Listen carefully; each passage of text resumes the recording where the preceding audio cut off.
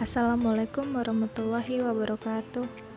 Kami dari kelompok 5 mata kuliah Filsafat dan Sejarah Matematika yang beranggotakan Mailiza Wahida, Khalidatul Hanum, Yuli Agisa Fitri, Mailida, dan Muhammad Hafiz Zuhdan. Pada video kali ini kami akan menjelaskan sejarah matematika di Babilonia dan Mesir. Sejarah matematika Babilonia. Babylon adalah satu suku yang hidup di wilayah Mesopotamia atau terletak di antara dua sungai besar, Eufrat dan Tigris. Daerah Mesopotamia kini dikenal dengan negara Irak. Matematika Babilonia merujuk pada seluruh matematika yang dikembangkan oleh bangsa Mesopotamia sejak permulaan Sumeria hingga permulaan peradaban Helenistik. Dinamai matematika Babilonia karena peran utama kawasan Babilonia sebagai tempat untuk belajar. Pada zaman peradaban Helenistik, matematika Babilonia berpadu dengan matematika Yunani dan Mesir untuk membangkitkan matematika Yunani. Kemudian di bawah kekhalifahan Islam, Mesopotamia terkhusus Baghdad sekali lagi menjadi pusat penting pengkajian matematika Islam. Bertentangan dengan langkahnya sumber pada matematika Mesir, pengetahuan matematika Babilonia diturunkan lebih dari 400 lempengan tanah liat yang digali sejak 1850-an. Lempengan ditulis dalam tulisan paku ketika tanah liat masih basah dan dibakar di dalam tungku atau dijemur di bawah terik matahari. Beberapa di antaranya adalah karya rumahan. Bukti terdini matematika tertulis adalah karya bangsa Sumeria yang membangun peradaban kuno di Mesopotamia. Mereka mengembangkan sistem rumit metrologi sejak tahun 3000 sebelum Masehi. Dari kira-kira 2500 sebelum Masehi ke muka, bangsa Sumeria menuliskan tabel perkalian pada lempengan tanah liat dan berurusan dengan latihan-latihan geometri dan soal-soal pembagian. Jejak terdini sistem bilangan Babilonia juga merujuk pada periode ini. Sebagian besar lempengan tanah liat yang sudah diketahui berasal dari tahun 1800 sampai 1600 sebelum Masehi dan meliputi topik-topik pecahan, aljabar, persamaan kuadrat dan kubik, dan perhitungan bilangan regular, invers perkalian, dan bilangan prima kembar. Lempengan itu juga meliputi tabel perkalian dan metode penyelesaian persamaan linear dan persamaan kuadrat. Lempengan Babilonia 7289 sebelum Masehi memberikan hampiran bagi akar 2 yang akurat sampai 5 tempat desimal. Matematika Babilonia ditulis menggunakan sistem bilangan seksagesimal atau basis 60. Melalui keunggulan orang Babilonia pada bidang astronomi, sistem perhitungan berbasis 60 mereka masih ada sampai sekarang, yakni dengan diturunkannya penggunaan bilangan 60 detik untuk semenit, 60 menit untuk 1 jam. Bilangan 60 digunakan untuk menyatakan waktu, sejam 60 menit, semenit 60 detik. Bilangan 60 ini digunakan pertama kali oleh bangsa Sumeria, jadi mereka berhitung dengan basis 60 atau disebut juga seksagesimal. Alasan kenapa digunakan bilangan 60 adalah bilangan ini bilangan terkecil yang bisa dibagi oleh 6 angka pertama, yaitu 1, 2, 3, 4, 5, 6. Jadi dengan mudah kita bisa terbayang setengah jam sama dengan 30 menit, sepertiga jam sama dengan 20 menit, seperempat jam sama dengan 15 menit, dan seterusnya. Alasan lain juga karena sistem bilangan yang paling banyak digunakan manusia saat ini adalah sistem desimal, yaitu sebuah sistem bilangan berbasis 10. Penemu dan penemuan bangsa Babilonia. Teks matematika Babilonia sangat banyak jumlahnya dan teredit dengan sangat baik. Sistem matematik Babilonia seksagesimal atau bilangan berbasis 60. Kemajuan besar dalam matematika ini terjadi karena dua alasan. Pertama, angka 60 memiliki banyak pembagi, yaitu 2, 3, 4, 5, 6, 10, 12, 15, 20, dan 30 yang membuat perhitungan jadi lebih mudah.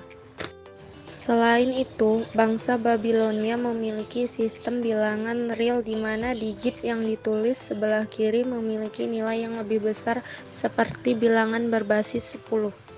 Pencapaian dalam ilmu matematika lainnya yaitu ditemukannya penentuan nilai akar kuadrat.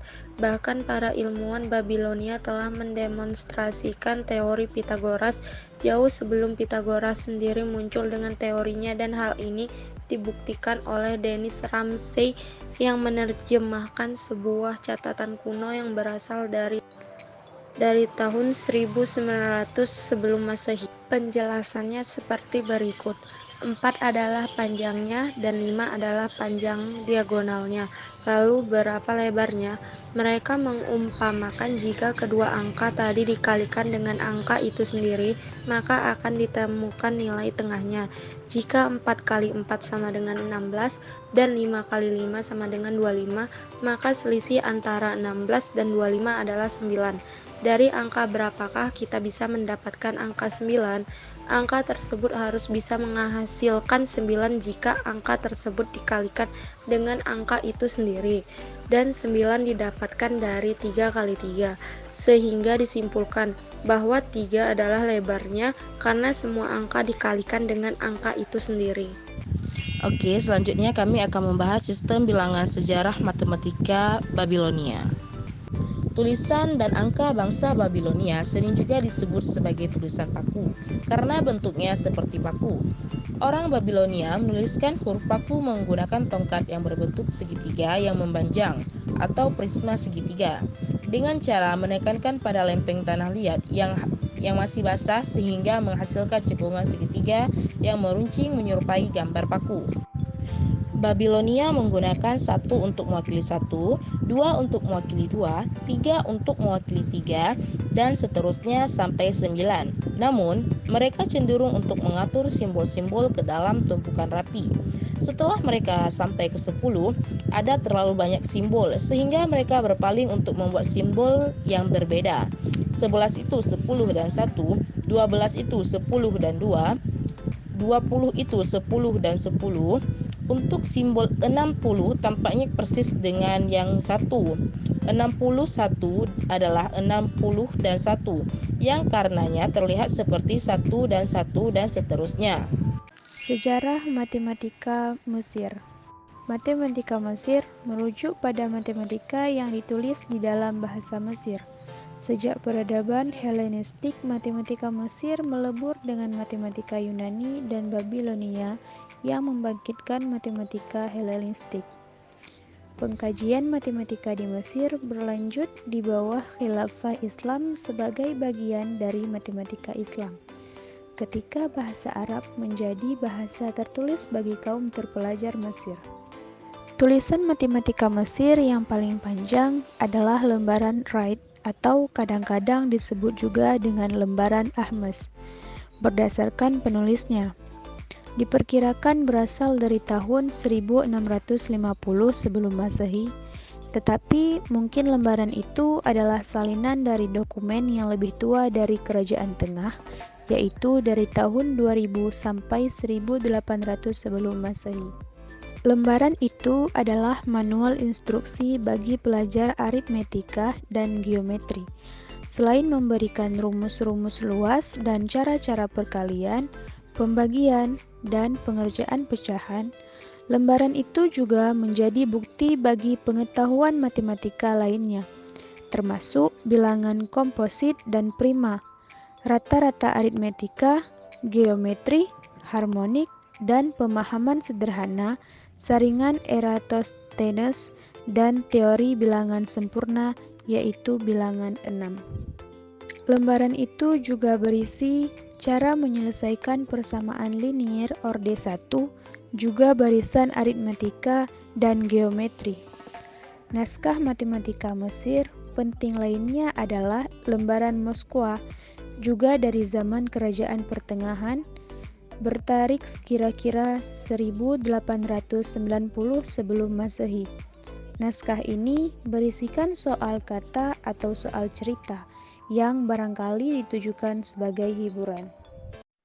Simbol dan cara-cara membacanya.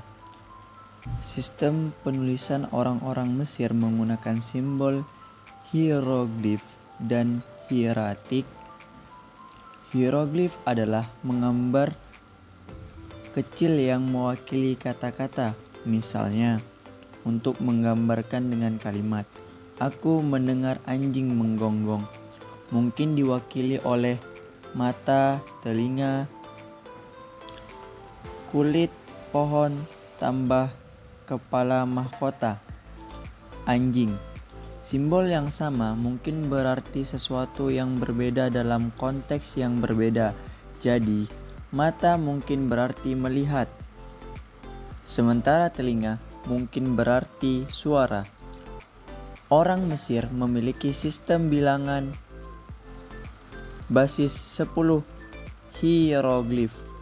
Dengan ini berarti bahwa mereka memiliki simbol terpisah untuk satuan, puluhan, ratusan, ribuan, puluh ribuan, ratus ribuan, dan jutaan. Berikut ini adalah angka hieroglif.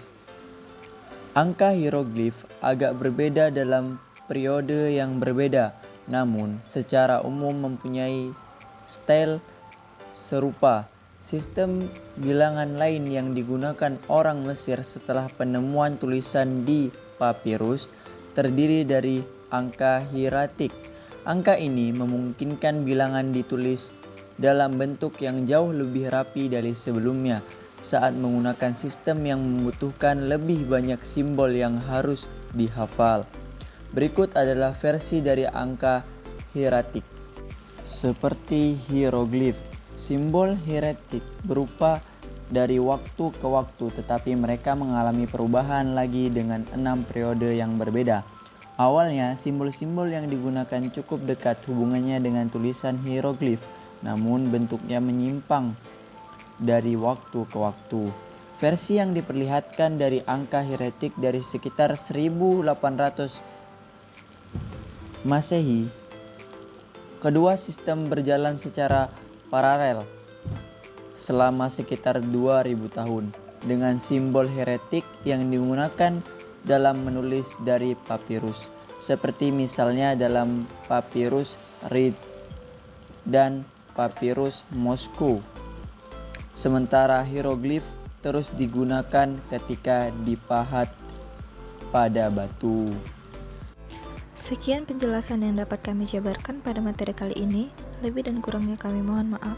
Terima kasih sudah menonton. Assalamualaikum warahmatullahi wabarakatuh.